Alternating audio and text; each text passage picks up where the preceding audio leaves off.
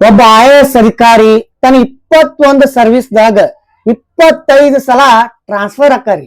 ಇದಕ್ಕೆ main reason ಏನಂದ್ರೆ ಪ್ರಾಮಾಣಿಕತೆ. ಹಾಯ್ ಹಲೋ ನಮಸ್ಕಾರ, ನಾನ್ ನಿಮ್ಮ ಪ್ರಶಾಂತ್ ಹುಡೆ. ಇವತ್ತ ಒಬ್ಬರ IAS ಅಧಿಕಾರಿ ಬಗ್ಗೆ ಮಾತಾಡೋಣ ಬರ್ರಿ. ಆ IAS ಅಧಿಕಾರಿ ಹೆಸರ ತುಕಾರಾಮ್ ಮುಂಡೆ. ಇವರು ಮಹಾರಾಷ್ಟ್ರದಲ್ಲಿ 1975 ಜೂನ್ 3ನ್ಯಾಗ ಜನಿಸ್ತಾರ್ರಿ. ಆಮೇಲೆ ಇವ್ರ ಅಷ್ಟು ರಿಚ್ ಪೀಪಲ್ ಏನಲ್ಲ ರೀ, ಇವ್ರ ಒಂದು ರೈತ ಕುಟುಂಬ ವರ್ಗದಿಂದ ಕಷ್ಟಪಟ್ಟು ಓದಿ ಬರ್ತಾರ್ರಿ. ಇವ್ರದ್ದು ಮೇನ್ ಉದ್ದೇಶ ಏನಂದ್ರಿ ಪ್ರಾಮಾಣಿಕತೆ. ಇವ್ರ ಶಿಕ್ಷಣವೇ ಶಕ್ತಿ ಅಂತಂದ ಇವ್ರ ಬಲವಾಗಿ ನಂಬಿರ್ತಾರ್ರಿ. ಆ ಶಿಕ್ಷಣ ಶಕ್ತಿಯಿಂದ ಇವ್ರು 2005ಕ್ಕೆ IAS ಅಧಿಕಾರಿ ಆಕಾರಿ. ಆಮೇಲೆ IAS ಅಧಿಕಾರಿ ಹಾಕೊಳ್ಳಿ ಅವ್ರದ್ದು ಕಾರ್ಯ ಆರಂಭವಾಗ್ತಾವ್ರಿ.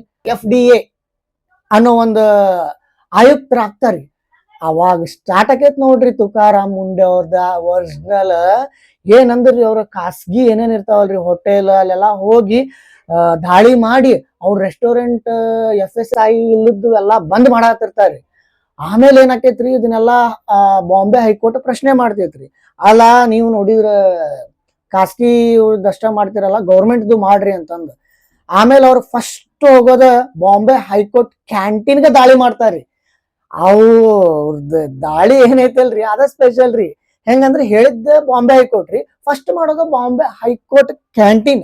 ಅದನ್ನ ಮಾಡಿದ್ದಾದ್ಮ್ಯಾಗ ಐತಲ್ರಿ ಅವ್ರದ್ದು ನ್ಯೂಸ್ ಸ್ಟಾರ್ಟ್ ಆಕೈತ್ ನೋಡ್ರಿ. ಇತ್ತಿತ್ಲಾಗ ಇನ್ಸ್ಟಾಗ್ರಾಮ್ ಆತ ನಾವೆಲ್ಲ ಏನ್ ನೋಡಾಕತ್ತೇವಲ್ರಿ, ತುಕಾರಾಮ್ ಅವ್ರ ಮುಂಡೆ ಅವ್ರದ ಇಂಥ ದಕ್ಷ ಪ್ರಾಮಾಣಿಕ IAS ಅಧಿಕಾರಿಗೆ ನಾವು ಸಪೋರ್ಟ್ ಆಗಿರ್ಬೇಕ್ರಿ.